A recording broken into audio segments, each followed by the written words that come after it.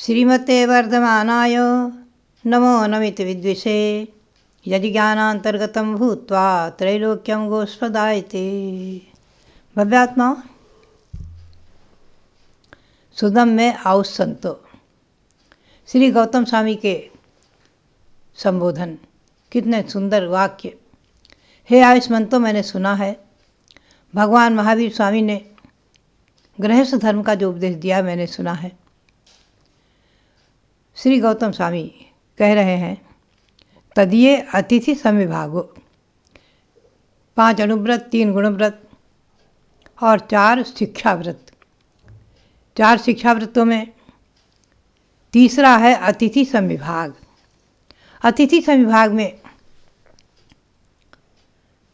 अन्यत्र विस्तार से आचार्यों ने, परंपरागत आचार्यों ने 4 भेद किए हैं। आहार दान, औषधि दान, शास्त्र दान और अभय दान। भव्यात्मा, आहार दान की महिमा तो आप जानते हैं, सुनते हैं, सुना ही है। सचमुच में विचार करके देखा जाए तो राजा वज्रजंघ ने, विदेह क्षेत्र की घटना है, वहाँ पर युगल मुनियों को आहार दिया था राजा वज्रजंघ और रानी श्रीमती ने। उसका कितना सुंदर उदाहरण है कि राजा वज्रजंघ आगे भगवान ऋषभदेव होते हैं और उनकी रानी श्रीमती का जीव परंपरा से चल करके राजा श्रेयांश होता है। हस्तिनापुर के राजा सोमप्रभ और श्रेयांश भाई भाई राज्य संचालन कर रहे थे। भगवान ऋषभदेव 6 महीने का उपवास करके, जब उन्होंने दीक्षा ली, 6 महीने का उपवास लिया था, 6 महीने की योग साधना की थी, योग में ध्यान में लीन हुए थे वट वृक्ष के नीचे। कहाँ? प्रयाग में, जो अक्षय वट वृक्ष है, ये उसी की शाखा उपशाखा रूप में चला आ रहा है। वट वृक्ष के नीचे प्रभु ध्यान में खड़े थे। 6 महीने बाद ध्यान विसर्जन करके आहार के लिए निकले। 6 महीने और निकल गए। किसी को आहार विधि मालूम ही नहीं थी युग की आदि में, और इंद्र को भी चिंता नहीं हुई कि जो गर्भ में आने के 6 महीने पहले से अयोध्या में रत्नों की वर्षा करा रहा था कुबेर के द्वारा, और स्वयं किंकर बना खड़ा रहता था प्रभु के चरण सानिध्य में, वो भी भूल गया।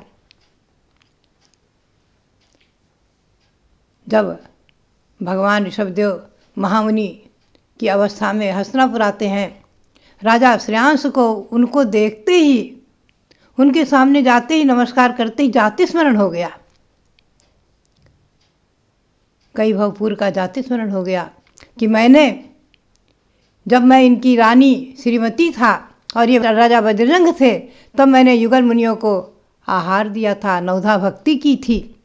कैसे पड़गाहन करना, कैसे उच्चासन पर विराजमान करना, कैसे पाद प्रक्षालन करना, कैसे पूजा करना, नमस्कार करना, और कैसे मन वचन काया की शुद्धि। नवधा भक्ति, नवधा भक्ति।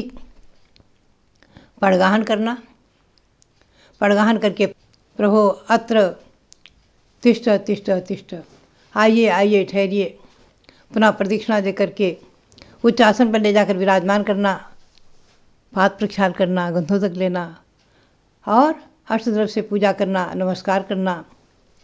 कितनी भक्ति हो गई। पड़गाहन, उच्च स्थान, पाद प्रक्षालन, पूजन, पुनः नमस्कार, ये 5 भक्ति हो गई। पुनः मन शुद्ध है, वचन शुद्ध है, काय शुद्ध है और आहार जल शुद्ध है, बोलना है, 4 भक्ति हुई। ये नवधा भक्ति कहलाती है।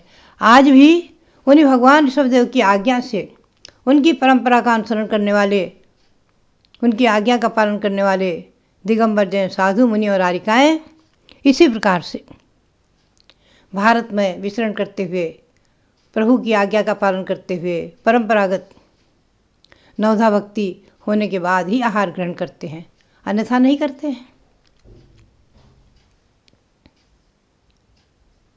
तो मैं बता रही थी कि देखिए, आहार दान का फल जाकर के राजा वज्रजंघ के आगे जब ऋषभदेव हुए हैं, उस भव में रानी श्रीमती 6ठे 7वें भव में फला, जाति स्मरण हो गया इतनी है आहार दान की महिमा। वो जाते स्मरण होगा नवधा भक्ति का, स्मरण में आ गया कैसे नवधा भक्ति की जाती है। और राजा श्रेयांश ने सोमप्रभ भाई के साथ साथ प्रभु की प्रदक्षिणा देकर नवधा भक्ति की और इक्षुरस का आहार दिया। यह आहार दान की महिमा। भव्यात्मा बहुत से ऐसे उदाहरण हैं। तो आज भी जब इस पंचम काल में 20वीं सदी में जब आचार्य शांतसार महाराज जैसे महामुनि हुए हैं, उस समय नवधा भक्ति को लोग भूल रहे थे।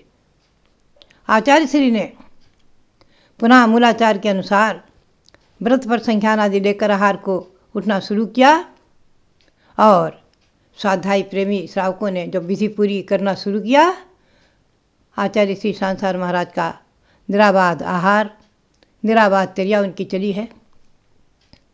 तो भव्यात्माओं, उससे पहले कोई पंडित उपाध्याय जाकर श्रावकों को कह देते थे कि यहाँ स्वामी जी आए हैं, दिगंबर मुनि आए हैं, आहार बनाओ, और स्वामी जी को कह देते थे आपके वहाँ व्यवस्था है। लेकिन जब आचार्य श्री ने अपनी निर्दोष चर्या मूलाचार के अनुसार करना शुरू किया, तो ये उपाध्यायों का कहना, पंडितों का कहना बंद हो गया।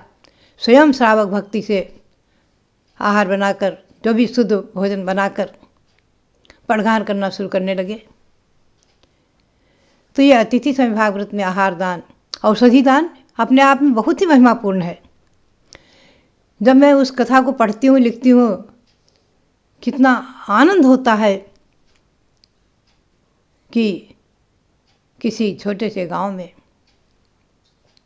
एक बालिका नौकरानी, राजघराने की नौकरानी, राजघराने में पूरी बाहर की सड़क पर झाड़ू लगाती थी। किसी समय उस राजमहल के अंदर ही जो उद्यान था, बगीचा था, उसमें एक तरफ परकोटे के अंदर ही एक तरफ बगीचे में एक छोटी सी शिला के ऊपर एक महामुनि दिगंबर मुनि दर्शन करने गए थे। राजमहल में मंदिर भी रहते हैं। दर्शन करके और वहीं बैठ करके अपने ध्यान करने लग गए। ध्यान में लीन थे। वो नौकरानी उधर से निकलती है, वो कहती है, हे साधु, यहाँ से हटो, हमें सफाई करना, हमें झाड़ू लगाना है। हालांकि वहाँ अंदर उसे कुछ नहीं करना था, फिर भी मुनि अपने ध्यान में बैठे रहे। तो उसने गुस्से में आकर के सारे सड़क भर का कचरा, कूड़ा कचरा